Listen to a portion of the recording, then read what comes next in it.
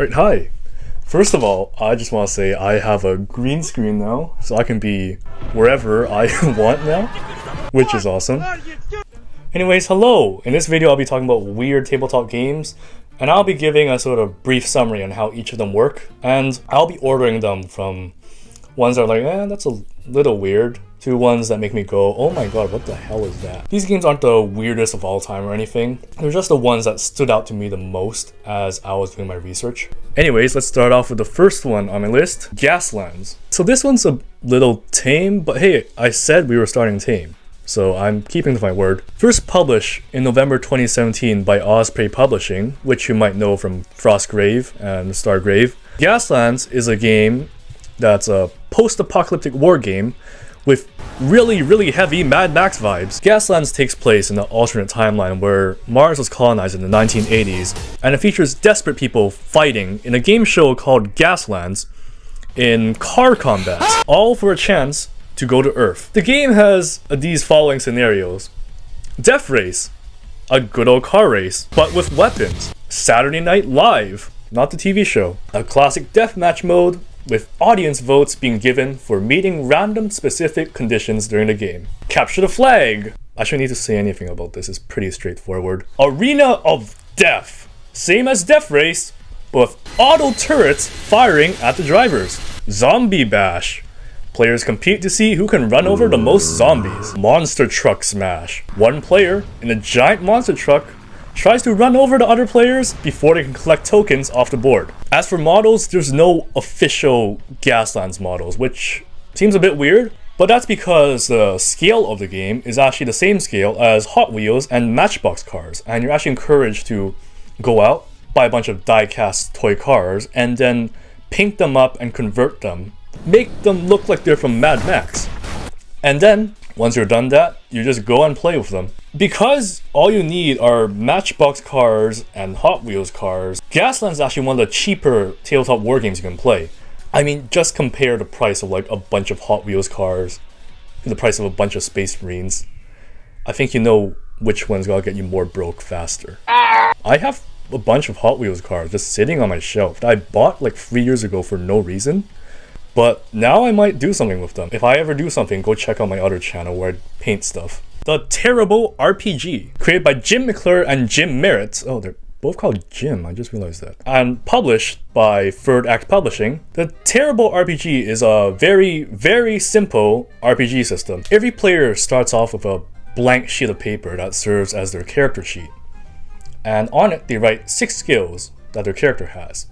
Preferably in the most verbose way as possible, because every time you use that skill, you have to rip the paper, removing 1 letter from that word. You also rip your paper whenever you take damage. And also, it can't be a slow, controlled rip, or using any tools. You have to go grab the paper and just go you mess up and rip 3 letters instead of 1, well, it sucks for you. Another thing is that the rip has to be larger than a certain template in the rulebook. If it's not as big as that template, once again, you gotta rip again. Sucks, buddy. Once the player runs out of letters to rip, or their paper becomes smaller than the minimum rip size, then their character gets kicked out of the game. They're either killed, knocked out, or whatever fits the current story you're telling. One last thing to mention is the last-ditch effort mechanic, where at any time in the game, a player could crumple up their paper, toss it at the Game Master. If it hits the Game Master, the action succeeds. If it misses, well, it fails. Either way, your character dies immediately afterwards. Everyone is John. Created in 2002 by Michael B. Sullivan, Everyone is John is a game about an insane man named John who has voices inside his head. The Game Master plays John, while all the other players are the voices in his head. Each of the voices has 3 obsessions, which are things that the voices want John to do. So the first one would be the easiest. It could be something easy like eating a lot of candy, for example. The second one could be something a little more difficult and would make you seem a bit weird in public, like stealing something, or collecting 100 tennis balls from all the tennis courts in the city. The third one is something that is probably illegal and will get you noticed by everybody, including blowing up a building, or stealing the Mona Lisa. Once the game starts, each of the players take turns controlling John, and they keep going until either John dies or the voices run out of willpower tokens, which are tokens they spend while they're controlling John. The winner is determined by which voice gained the most points, with the more difficult obsessions granting the most points. How weird or disturbing this game can get really depends on your player group. You could play it and just have a fun day of John running around petting cats. John explodes everyone! Hello, this is future editor Roy here, just to tell you that the reason why I have a different shirt on from this point on is because I rewrote the script like multiple times and then recorded myself standing up in the camera multiple times. So that's why this video took way more months than I thought it would, and also why I suddenly switched shirts halfway through. So I just hope you guys enjoy the rest of the video.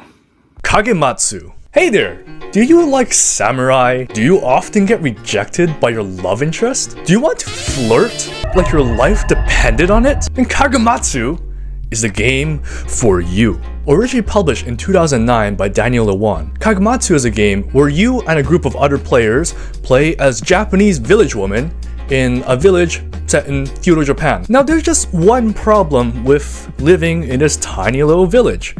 There is an evil threat on its way to destroy the village. Now what is this threat? It could be a group of bandits that are all seeking to pillage and rob everyone in the village, or it could be an evil water spirit who's gonna drown everyone in the village.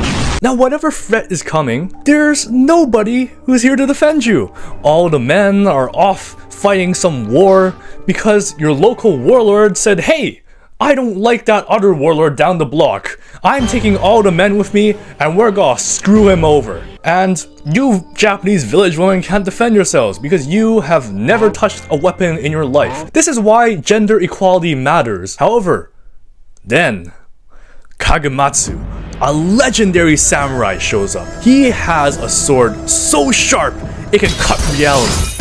He's killed demons. He can step on a Lego and feel no pain whatsoever. This man is just who you need to protect the village. But there's just one tiny little problem. Kagematsu doesn't plan on staying. But that's not gonna stop a girl boss like you. So you get together with some of your village women friends, and then you come up with a plan to romance Kagematsu, win his love, and by doing so, convince him to stay and protect the village. Oh, and before I continue, one little special rule is that Kagematsu can only be played by a woman, and the village woman can only be played by men. Basically meaning, this game has a rule that doesn't allow sweaty nerds who don't take showers to play this game. So before you guys get to flirting and role-playing, the village women have to create their village woman. You slap on a few favorite things that the village women like for roleplay reasons, so Kagematsu has something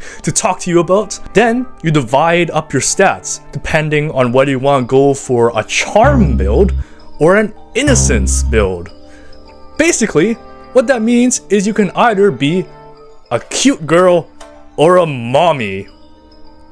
The village women then take turns role-playing with Kagematsu, and they all are trying to go for affections that he could give him, including things like a stolen glance, or a kiss, or a roll in the hay. You get these lovey-dovey moments by role-playing well enough, and if you do role-play well enough, Kagematsu gives you a love point and a hope point. However, if you suck at role-playing, or you roll really badly, then Kagematsu gives you nothing. The townswoman will eventually reach a promise maid, which is the last and final affection on the list. If you succeed, then that means Kagematsu has just promised to stay behind and protect the village from that evil outside threat that's gonna crush you all like bugs. Oh, but of course, if you all have awful luck and none of you manage to convince Kagematsu to stay, then Kagematsu leaves and you all die. Now, if you get Kagematsu to stay,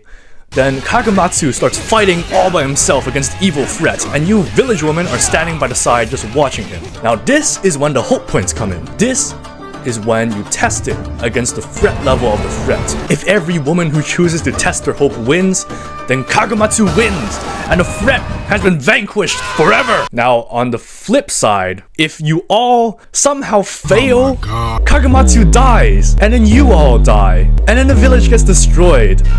If the threat is destroyed, there's a special little epilogue segment where Kagematsu decides which one of the women was his most loved based on how many love points they got. Anyways, now I present to you the Kagematsu experience.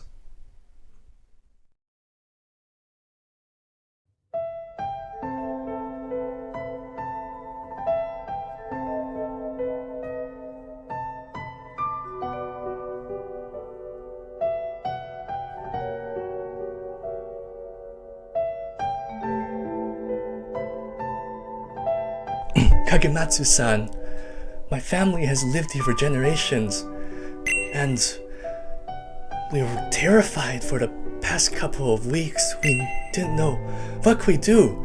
We didn't have any guards, any warriors, but then you came along and everything changed. Please, Kagematsu, please, stay behind and protect us. What could a feeble woman like myself do against such terrible bandits and marauders coming along? Please, Kagematsu, I know you're a wandering ronin, but I love you.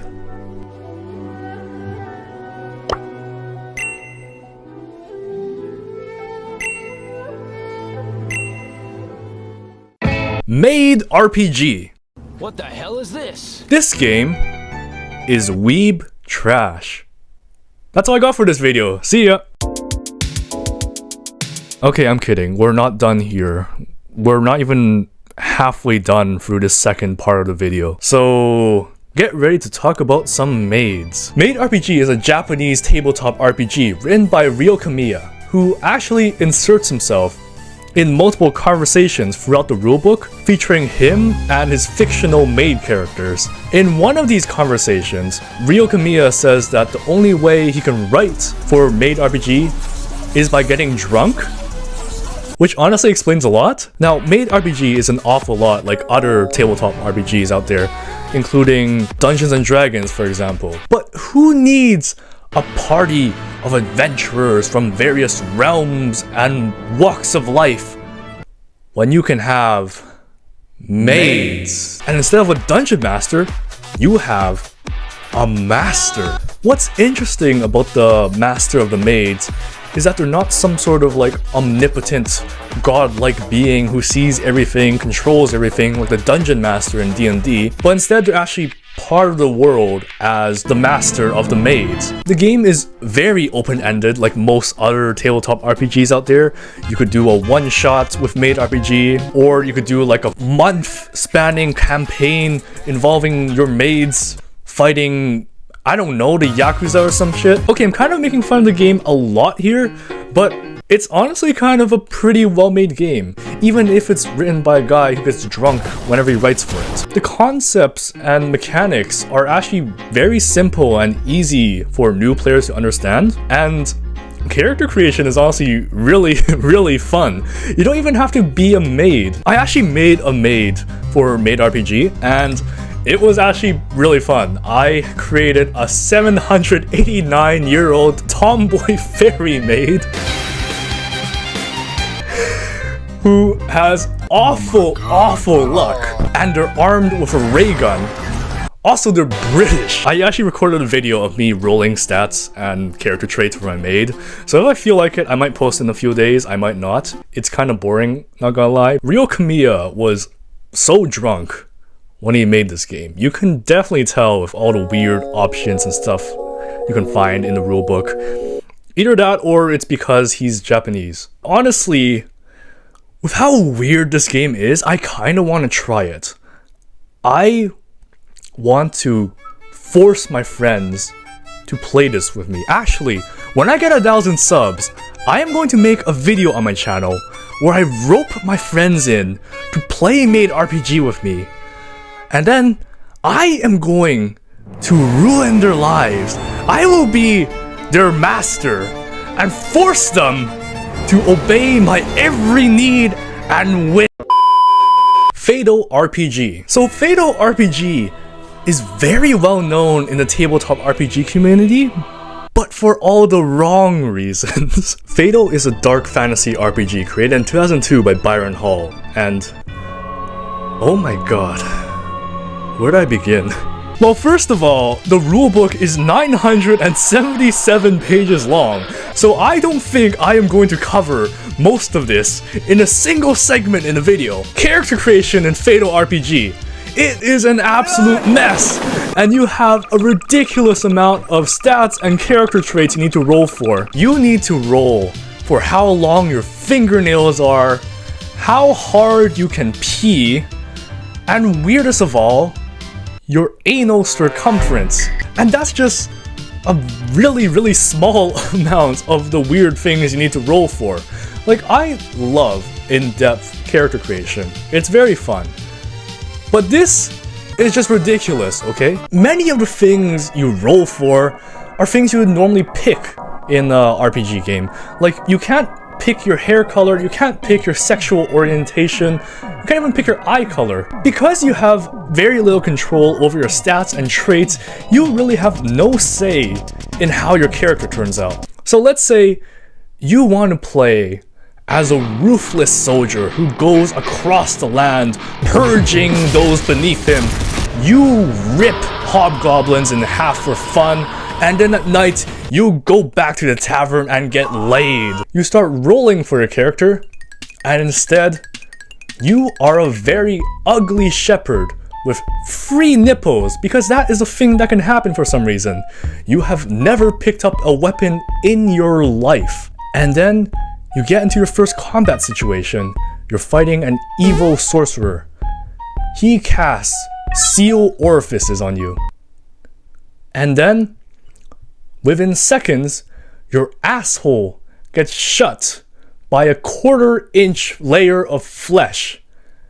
And over the next few days, you suffer extreme constipation. You cannot shit.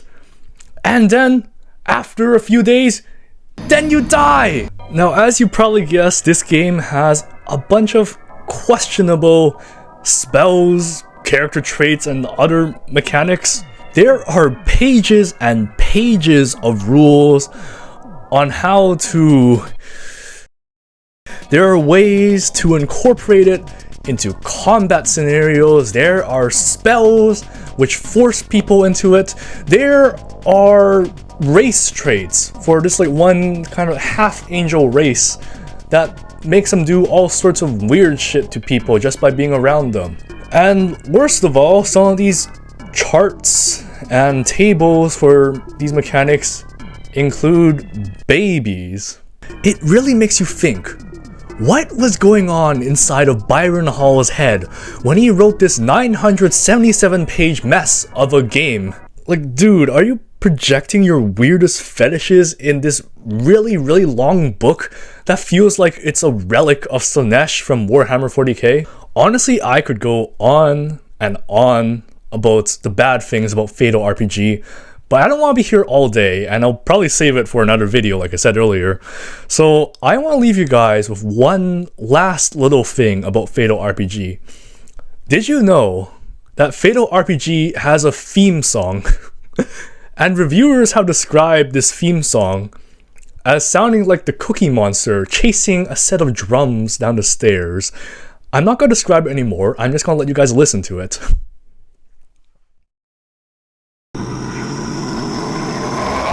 The best role-playing game that there could be. Fantasy adventure to adult luxury.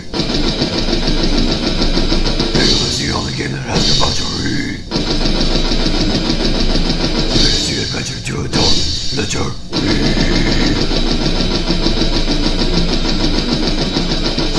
With my ex knocking on your door, soon I'll sell your body parts to our house to roar. Part of shit, hacking off your lip. Someone in the background screaming, oh my god, it's him! Oh, wait, hold on. I have an idea. Let me just go and grab some dice. I'll be right back. Don't mind me. I'm still in frame. Like, don't mind me. I'll be back, okay?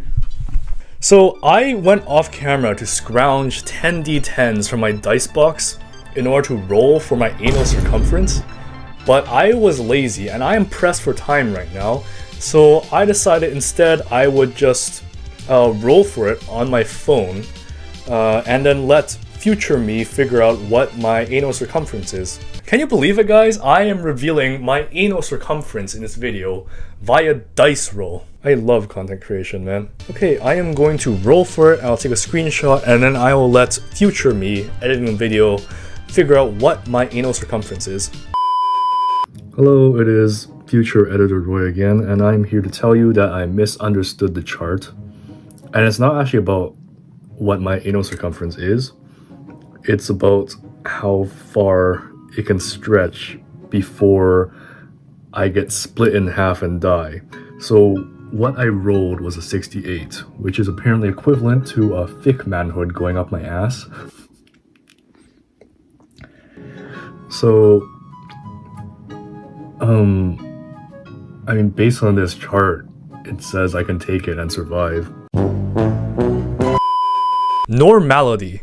So you know that feeling when you first start a new tabletop game and you are just lost and confused. You have no idea what's going on. Now imagine that feeling, but everybody from the newest player to the most experienced game master felt it as well. That is Normality in a nutshell. Normality is a tabletop RPG created in 2009 by Hugh Dingwall and Vishala Jekic. I'm sorry if I'm butchering your name, man. I'll have it up on the screen, and if someone knows how to pronounce it, please correct me. It's described by its creators as being the world's first dada/ergodic role-playing game. Now, for those of you who don't know what that means, Dadaism is an art movement that focuses on creating art that is purposely weird and meaningless. Now, on the other hand, an ergodic story is one that uses unusual and non-linear methods of telling its story. So basically, a traditional book, you could just read it from cover to cover, and there, you have the story. But an ergodic storybook, however, you would have to do a lot more work to figure out what the hell is going on in the book. So take those two ideas I just described to you, put them in a pot, mix them together, and then you get Normality, a tabletop RPG that blends those two concepts together. Now, the Normality sourcebook is nothing like any other RPG sourcebook you'll find out there. Going back to D&D as an example again, for D&D you would have pictures, text describing lore and characters, and it will be laid out in a way that is easily read and understandable. Now, on the other hand, Normality's sourcebook, it has pages that are flipped upside down. It has pages that are nothing more than scribbles. It has pages that are super faded out, that look like they've been photocopied like 50 times before you got your hands on them. There are pages that are entirely in flipped upside down Chinese. While it is very hard to decipher what Normality is about, there actually is a story hidden inside all the madness of the sourcebook.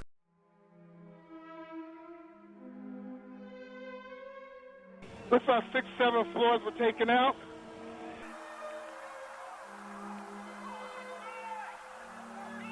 Fires burning, huge.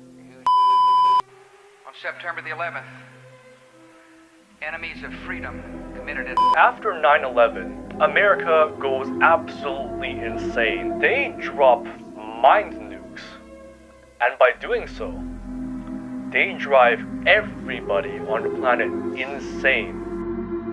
There's a section in a source book where some guy, he's just writing an instruction manual, and then you can watch as the mind nukes drop and then turn his brain into shredded cheese.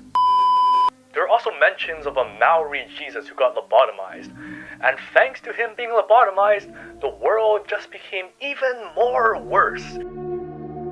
You guys really should have let Jesus keep his brain, man. Character sheets in Normality are also intentionally super confusing. That way, you're forced to interpret what your character is through random weird phrases. Because you have no idea what's going on, you perfectly roleplay an insane person who got their minds shredded by the mind nukes. Now combine that with the fact that the game master is encouraged to actively lie and be unhelpful to the players. That way, the players will feel like they're going mad. Understanding how the game works and helping your players interact with that marvelous RPG world you created? Nah man, that's overrated. Now, manipulating and gaslighting your players while having no idea what's going on? Oh boy man, sign me up! So that's all the weird tabletop games I have for this video. I hope that I can get videos done more consistently because this one took way too long for me to finish. But I promise I have more videos of this type coming out eventually. I have one planned for Christmas. I will grind my ass off until I get it done. I also will still be doing gaming videos, assuming I have time to edit them because I have so much shit to do, man. Anyways, if you have any other tabletop games you want me to talk about in a sequel to this video, just let me know in the comments, and maybe someday I'll get around to it. And basically, subscribe, leave a like, and don't let the mind nukes bite.